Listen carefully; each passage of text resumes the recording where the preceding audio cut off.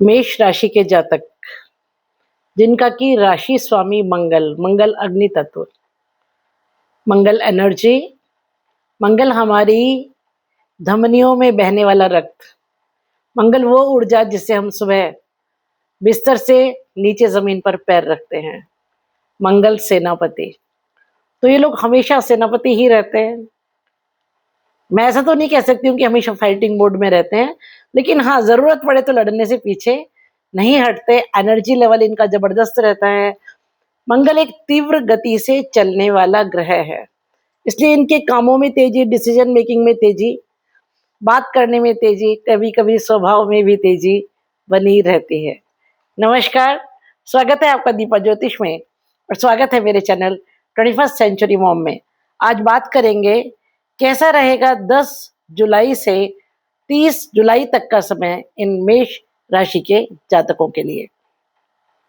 अगर आप मेरे चैनल पर नए हैं तो इसको सब्सक्राइब कर दीजिए, वीडियो पसंद आएगा तो लाइक और शेयर कर दीजिएगा और घंटी वाला बटन जरूर दबा दीजिएगा ताकि मेरे सारे वीडियोस लगातार आपको मिलते रहें। बात करते हैं प्रथम भाव से, तो मेष राशि यहाँ पर है जिसका स्वामी मंगल दूसरे घर में वृष राशि में मार्गी और उदित अवस्था में बैठा है। मार्गी का मतलब है सीधा चलना, उदित मतलब जो ग्रह सूर्य के बहुत पास नहीं है। कोई ग्रह सूर्य के बहुत पास आता है तो अस्त हो जाता है। तो मंगल अपनी पूर्ण ऊर्जा के साथ है। दूसरा घर कुटुंब है, वाणी है, धन का संचय है और खान पान है। सबसे पहले मैं एक चीज बात बता दूं कि इस महीने लगभग सभी के लिए काल सर्प योग बना हुआ है। काल सर्प योग का अर्थ है जब सभी ग्रह राहु और केतु के बीच में होते हैं। राहु और केतु दोनों ही क्योंकि राक्षस ग्रह हैं, क्रूर ग्रह हैं, स्वर भानु राक्षस के शरीर के दो हिस्से, जब वो काट दिया गया तो ऊपर वाला हिस्सा राहु और नीचे वाला हिस्सा केतु। तो जब सब ग्रह इसके बीच आ जाएंगे तो क्या होगा? नेगेटिव इम्पैक्ट, तामसिक ऊर्जा बाकी सब ग्रहों पर रहेगी। बहुत घबराने की जरूरत नहीं है, न सिर्फ नाम ही बहुत भयंकर है काल सर्प योग, उतना भयंकर कुछ नहीं है, लेकिन हम इस बात को भी नकार नहीं सकते हैं कि इसका इम्पैक्ट हम पर नहीं होगा। होगा तो जरूर, है ना। हमारा सोच विचार, हमारी शारीरिक क्षमताएं, हमारी बुद्धि, हमारा काम करने का तरीका, छोटी छोटी बातों पर गुस्सा आना, उसमें तामसिकता आएगी। लेकिन एक बात समझिए, तामसिकता, तामसिक होना जीवन का एक अभिन्न अंग है। चाहे ब्रह्मांड हो, चाहे पृथ्वी हो, चाहे सोलर सिस्टम हो, इवन हमारा शरीर सतोगुण, रजोगुण और तमोगुण तीनों से बना है। रात्रि तमोगुण से भरी हुई है। इमेजिन कीजिए एक हफ्ते तक रात्रि ना हो, पागल हो जाएंगे हम, क्योंकि रात्रि हमारे शरीर से नेगेटिव एनर्जी को खींच कर ले जाती है और सुबह तक हम तरोताजा उठते हैं। तो जरूरी है तमोगुण का भी होना, लेकिन हाँ, उसकी अधिकता जब होती है तब थोड़ी सी नेगेटिविटी हमारी लाइफ में आती है। इससे में हमारा सोचने का ढंग, छोटी छोटी बातों पे, जैसे कि मैंने कहा, गुस्सा करना या हर चीज को नेगेटिव तरीके से सोचना, चीजों पर नेगेटिव रिएक्शन देना, नेगेटिव थॉट प्रोसेस में चले जाना या नेगेटिव कर्म करना, इन चीजों की संभावना है। तो उससे थोड़ा सा हमें बचने की जरूरत है।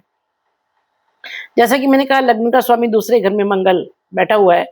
इस समय आपकी पूरी एनर्जी कुटुंब के लिए, कुटुंब का हित करने में, कुटुंब के कुछ काम करने में जाएगी। पूरा फोकस फैमिली पर होगा। दूसरी बात, धन का संचय है दूसरा घर, बैंक बैलेंस है दूसरा घर। तो इस समय जो आप कर्म करेंगे उससे अच्छा खासा धन का संचय कर पाएंगे, ये बात भी सच है। वाणी भी है दूसरा घर। वाणी के घर में मंगल का होना हम बहुत अच्छा नहीं मानते हैं। थोड़ा सा क्रोध को जन्म देती है दूसरे घर में जब मंगल हो तो वाणी। तो वाणी पर नियंत्रण थोड़ा सा रखिएगा। खान पान में आपको तीखी चीजें इस समय पसंद होंगी, एसिडिटी से थोड़ा बचिएगा। तीसरे घर की बात करें तो सूर्य यहाँ 16 तारीख तक है। बुध यहाँ वक्री और अस्त है 7 जुलाई से। 26 जुलाई से बुध मार्गी हो जाएंगे। सूर्य अपनी सम राशि में यहाँ पर है और बुध अपनी खुद की राशि में, स्वराशि में है। दोनों ही बहुत अच्छी स्थिति में है। बुध जब अस्त होंगे सूर्य से, इसका अर्थ समझिए, बुध वाणी है, बुध मैनेजमेंट है, बुध राजकुमार है, बुध बुद्धि है, बुध ज्ञान है, बुध सॉफ्टवेयर है, बुध बैंकिंग है। और बुध मैनेजमेंट है। जब वो सूर्य से अस्त हो जाएगा तो ये सारी पावर्स, ये सारे डिपार्टमेंट सूर्य के पास चले जाएंगे। जब कोई ग्रह सूर्य के बहुत करीब आ जाता है तो सूर्य का ताप, उसकी ऊर्जा, उसका ग्रेविटेशनल फोर्स, उसका प्रकाश, उसकी एनर्जी दूसरे ग्रह को अपने अंदर समाहित कर लेती है। पाराशर ऋषि कहते हैं जब कोई ग्रह सूर्य से अस्त होता है तो सूर्य उसको अपने हृदय में धारण कर लेता है। इसलिए अस्त ग्रहों के बारे में जो एक भ्रांति है कि वो पूरी तरह खत्म, बर्बाद हो जाता है, वैसा नहीं है। वो अपनी आइडेंटिटी लूज कर देगा, उसकी जो एक इंडिविजुअल आइडेंटिटी है वो डेफिनेटली नहीं रहेगी। ऐसा समझ लीजिए राजकुमार के अधिकार राजा के हाथ में चले गए। लेकिन एक बात सोचिए कि बुध बालक ग्रह है, बुध राजकुमार है, बुध एक इमेच्योर प्लैनेट है। उसके डिसीजंस जब सूर्य यानी राजा लेगा, जो इतना ताकतवर है, बुद्धिमान है, मेच्योर्ड है और जहां जरूरत होगी वहां कठोर भी है, बुध कठोर नहीं है, तो वो डिसीजंस करेक्ट होंगे। इसलिए इतना परेशान होने की जरूरत नहीं है बुध अस्त होने से, है ना। बुध विशेष रूप से जब बुध और मंगल इन दो ग्रहों का विशेष रूप से अस्त होना इन दोनों ग्रहों को एक पॉजिटिव एनर्जी प्रदान करता है। तो क्योंकि आपके तीसरे घर में है, तीसरा घर पराक्रम है, तीसरा घर कम्युनिकेशन है, तीसरा घर छोटी यात्राएं हैं, तीसरा घर छोटे बहन भाई हैं, तीसरा घर हमारी फिजिकल एबिलिटीज हैं, तीसरा घर हमारी हॉबीज है।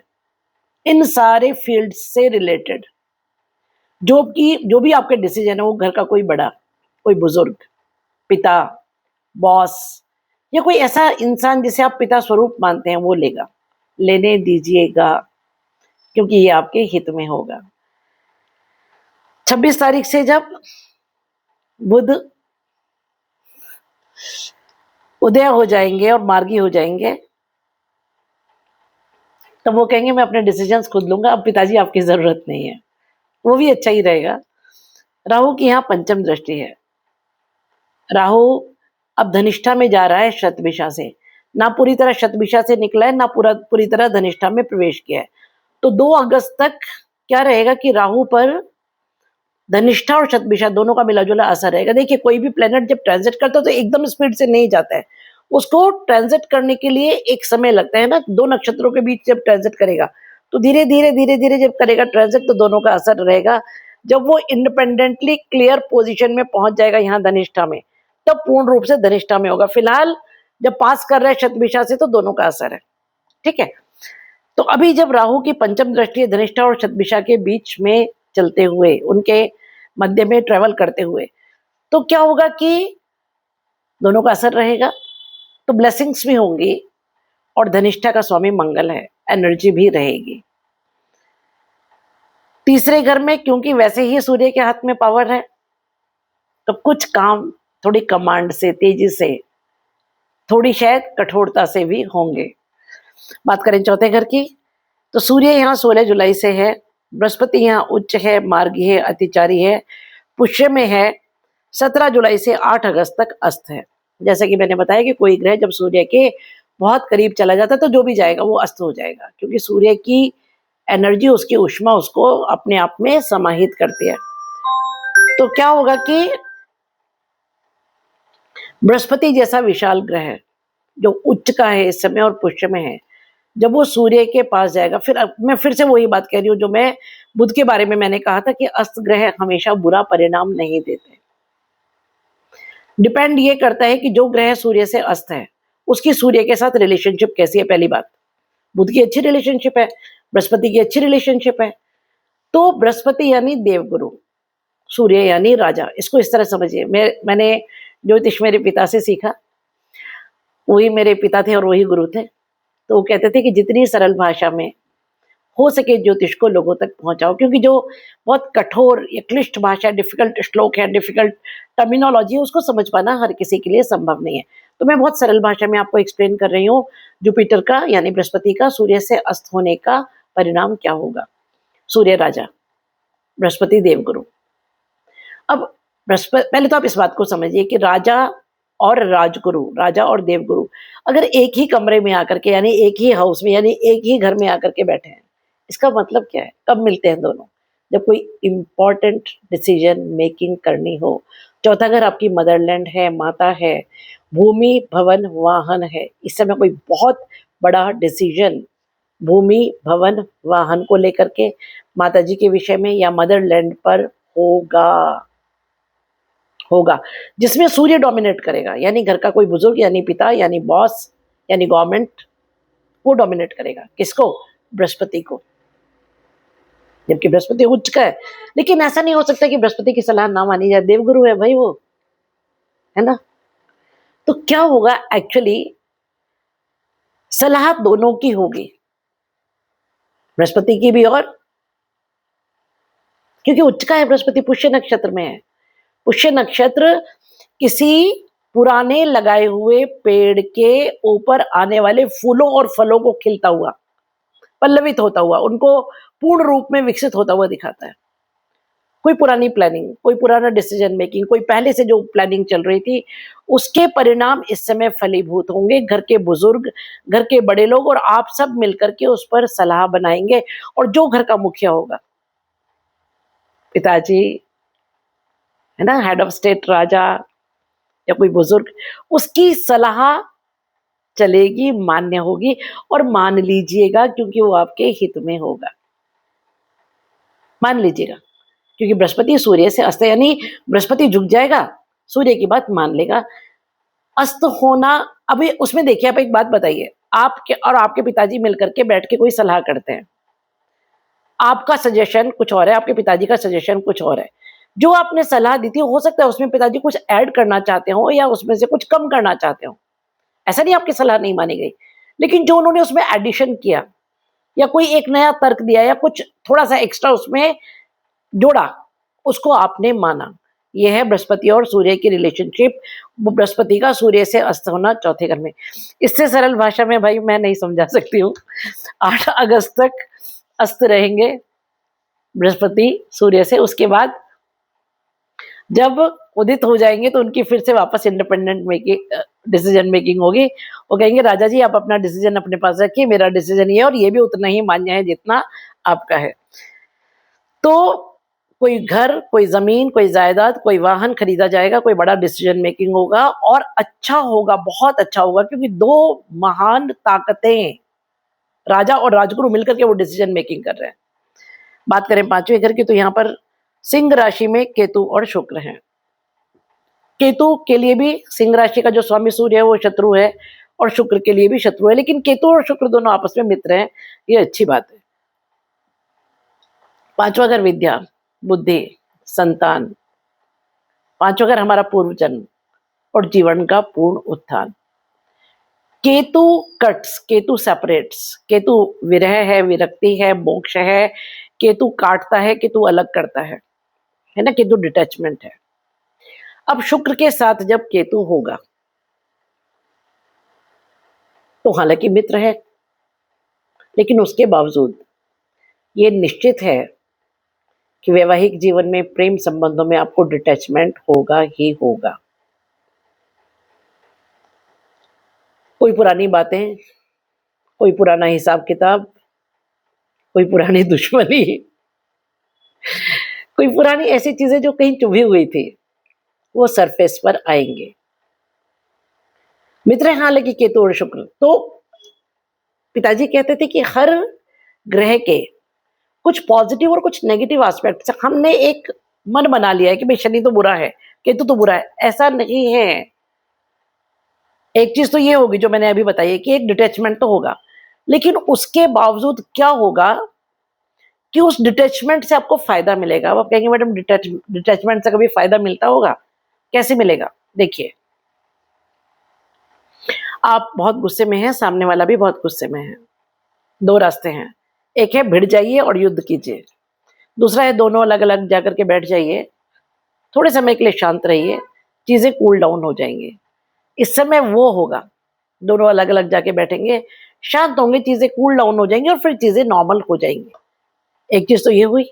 दूसरी चीज, केतु एम्पलीफायर है, केतु क्रिस्टल है, शुक्र धन है, संपदा है, प्रेम है, वैवाहिक जीवन है, पत्नी है ना, सौंदर्य है। तो पूर्व जन्म के कर्मों के कारण,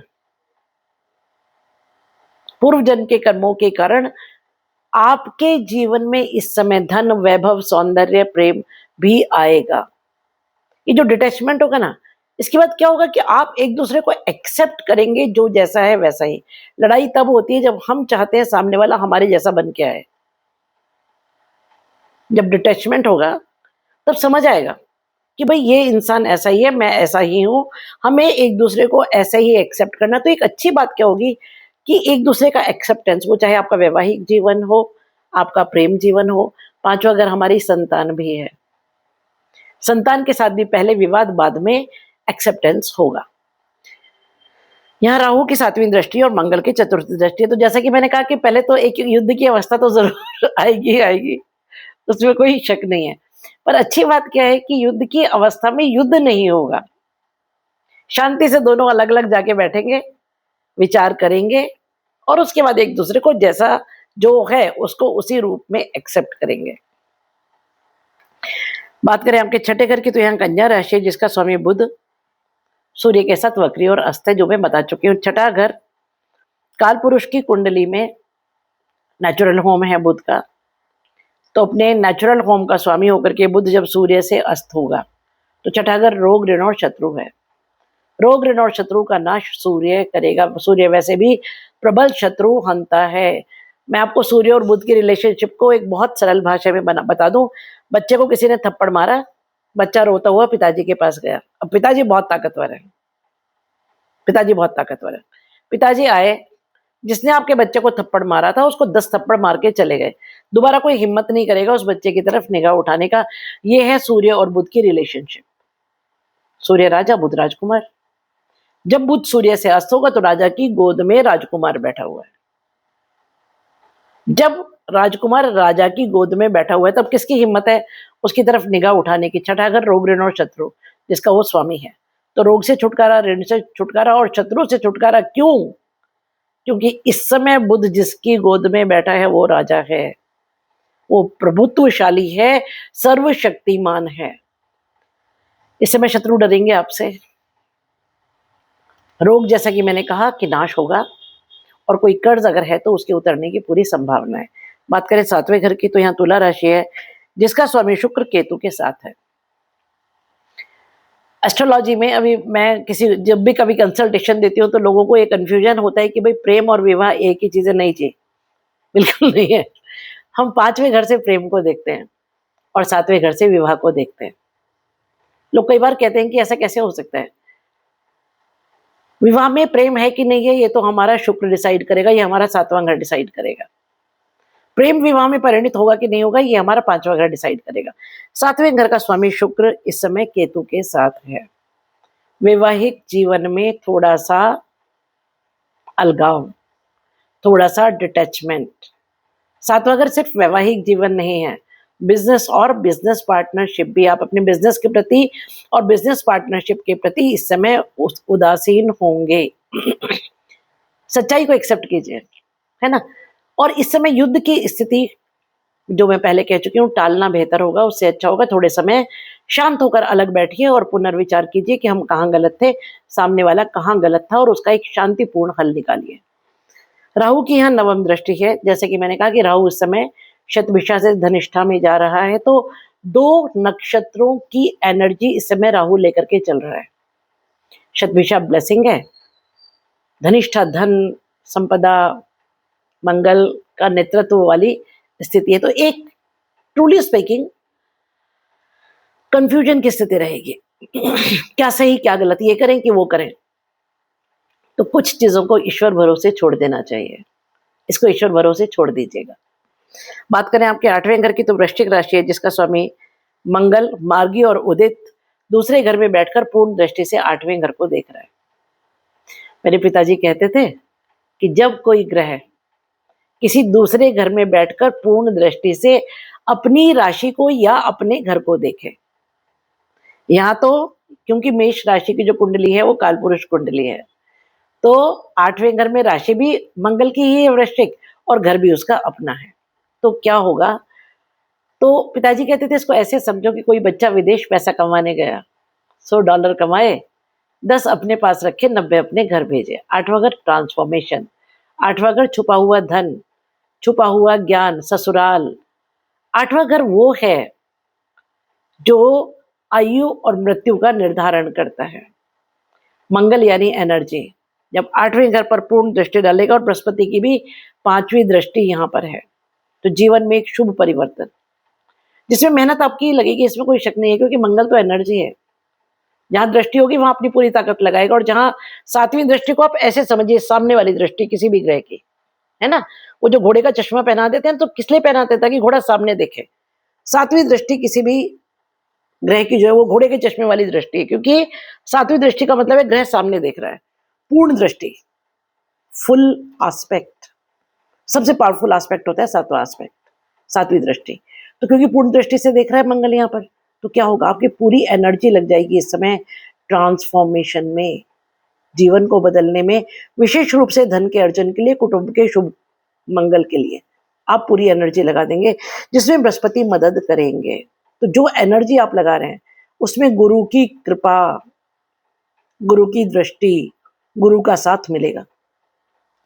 बात करें नवम भाव की, तो धनु राशि है यहाँ पर, जिसका स्वामी बृहस्पति इस समय 4थे भाव में। Oh my God, this is the most beautiful situation. भाग्य भाव का स्वामी जब सुख भाव में बैठा हो, इससे सुंदर स्थिति हो ही नहीं सकती। भाग्य से सुख, इस समय पूर्ण सपोर्ट करेगा भाग्य आपको। यहाँ केतु की 5वीं दृष्टि है, शनि की 10वीं दृष्टि है, मंगल की 8वीं दृष्टि है, सूर्य की दृष्टि है और बुध की दृष्टि है। बहुत सारी दृष्टियां इस घर पर है। अब सारी दृष्टियां शुभ तो है नहीं, है ना। जैसे शनि बृहस्पति के साथ सम संबंध रखता है, सूर्य भी अच्छे संबंध रखता है, बुध के संबंध अच्छे नहीं हैं, तो क्या होगा, एक मिला जुला प्रभाव होगा। जो आपके काम बनेंगे, काम तो बहुत बड़े बड़े बन जाएंगे इस समय, बहुत बड़े बड़े, लेकिन उनमें थोड़ी हर्डल्स आएंगी, उसके लिए तैयार रहिएगा। स्मूथली नहीं बनेंगे, ये भी निश्चित है। पहले कुछ प्रॉब्लम्स, कुछ व्यवधान आएंगे, लेकिन वो व्यवधान कब कहाँ कैसे निकल जाएंगे पता ही नहीं लगेगा। और अंत में शुभ परिणाम, अति शुभ परिणाम अगर मैं कहूँ तो वो होंगे।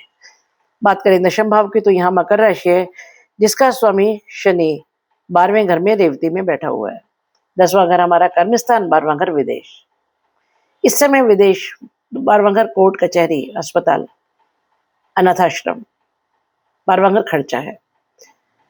तो इस समय आपका जो कर्म स्थान है उसका 12वां घर एक्सपेंशन भी है, फैलाव है, क्योंकि पूरा ब्रह्मांड खुलता है वहां से, है ना।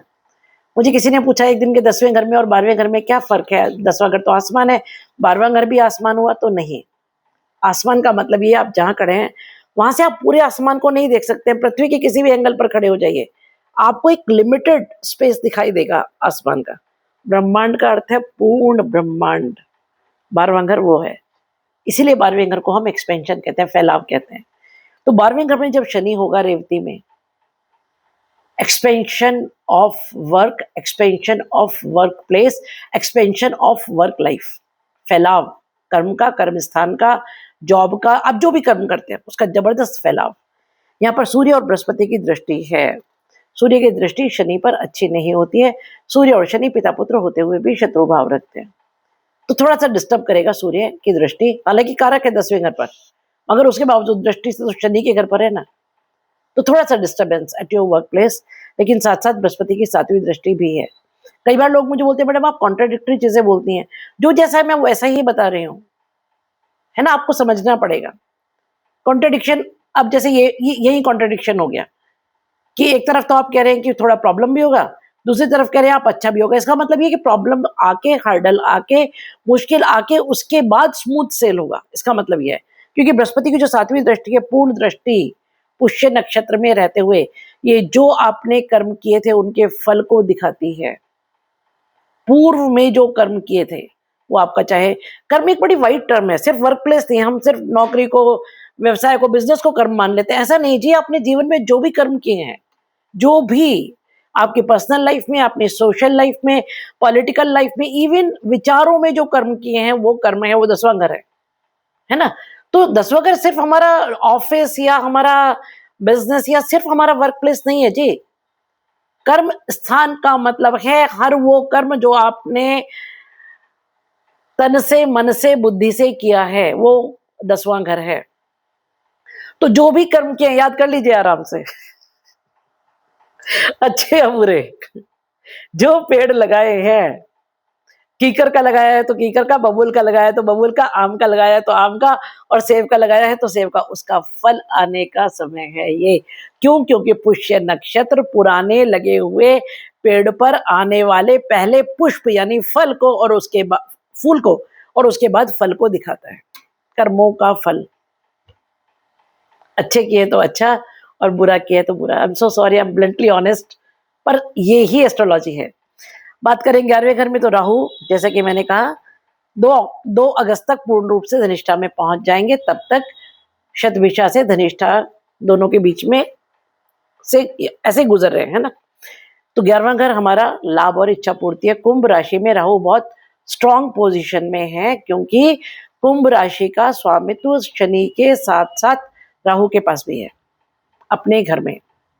शतभिषा उनका अपना नक्षत्र था, जिससे वो अभी धनिष्ठा में जा रहे हैं। पर धनिष्ठा भी एक अच्छा नक्षत्र है, मगर ट्रूली स्पीकिंग धनिष्ठा में राहु के जाने को, क्योंकि मंगल है धनिष्ठा का स्वामी, एनर्जी का विस्फोट, तो थोड़ा सा आपको अपने बड़े बहन भाइयों के साथ या अपने लाभ और इच्छा पूर्ति को लेकर के अपनी भावनाओं को कंट्रोल में तो रखना पड़ेगा। लाभ और इच्छा पूर्ति होगा, अच्छा खासा होगा, इसमें शक नहीं है। शतभिषा भी उनके लिए अच्छा था, धनिष्ठा भी धन की प्राप्ति, अचीवमेंट्स ऑफ लाइफ दिखाता है, क्योंकि मंगल उसका स्वामी है। तो नेचुरल सी बात है, एनर्जी लगाओगे तो रिजल्ट्स मिलेंगे। लेकिन राहु का धनिष्ठा में जाना काफी हद तक विस्फोटक स्थितियों को भी दिखाता है, उससे आपको थोड़ा सा सावधान रहना पड़ेगा। बात करें 12वें घर की, तो यहाँ शनि रेवती में है और 26 जुलाई से वक्री हो जाएंगे। बृहस्पति की यहाँ जो नवम दृष्टि है वो अमृत दृष्टि है। विदेश से लाभ, विदेशी कंपनियों से लाभ, विदेश में आपके बिजनेस का, इंपोर्ट का, एक्सपोर्ट का एक्सपेंशन, कोर्ट कचहरी से लाभ, अनाथ आश्रम से लाभ, अस्पताल से लाभ। और एक चीज और है, शनि जब 12वें घर में होता है ना, तो मैं जितने भी लोगों की हॉरोस्कोप रीडिंग करती हूँ, कंसल्टेशन देती हूँ, ये बात मैं उन सबको बताती हूँ। इसको इस तरह समझिए, खर्चे का घर है 12वां, शनि सबसे वृद्ध ग्रह है, घर का सबसे बुजुर्ग आदमी है। उसको आप 1 लाख रुपया लाके दे दीजिए और उनसे कहिए अब खर्चा करना है। वो 1 लाख रुपए में से आपको 100 देंगे, 1000 भी नहीं देंगे। शनि न्याय का देवता है। शनि बहुत दूर सोचता है, सबसे ज्यादा दूरदृष्टि अगर किसी के पास है तो वो शनि के पास है। तो शनि जानता है कि पैसा बचाना बहुत जरूरी है, और शनि शनैः शनैः, खर्चे को धीमे धीमे करो, पैसे को रोक करके रखो। मैंने कहा ना, इससे सरल भाषा में मैं समझा नहीं सकती। तो शनि जब 12वें घर में होगा तो खर्चे को रोकेगा, पहली बात। दूसरी बात ये कि अगर खर्चा कराएगा भी ना, तो वो इन्वेस्टमेंट कराएगा, लॉन्ग टर्म इन्वेस्टमेंट्स कराता है 12वें घर का शनि। तो इसलिए अगर कहीं खर्चा होता भी है तो बहुत परेशान होने की जरूरत नहीं है। ये मेरी रीडिंग्स इस महीने के बारे में, कुछ रेमेडीज मैं आपको बताती हूँ। सबसे पहले तो कालसर्प योग की रेमेडी बतला देती हूँ। राहु के लिए अपने घर में कपूर खोल करके रखिए किसी भी क्रिस्टल बॉल में, और केतु के लिए चींटियों को चीनी और आटा मिला करके दीजिए, तो आपको मानसिक शांति, शारीरिक शांति बनी रहेगी।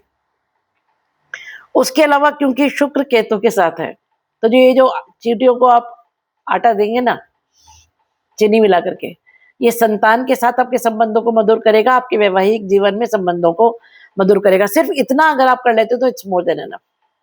मेरी एक छोटी सी रिक्वेस्ट है, और वो ये है कि मैं बहुत रिसर्च के बाद वीडियोस बनाती हूँ। मेरा वीडियो आपको जैसा भी लगा, अच्छा लगा, बुरा लगा, सही लगा, गलत लगा, आप पर इम्प्लीमेंट हो रहा है, नहीं हो रहा है, तो कितने % हो रहा है, ऑनेस्टली प्लीज लिखिए जरूर।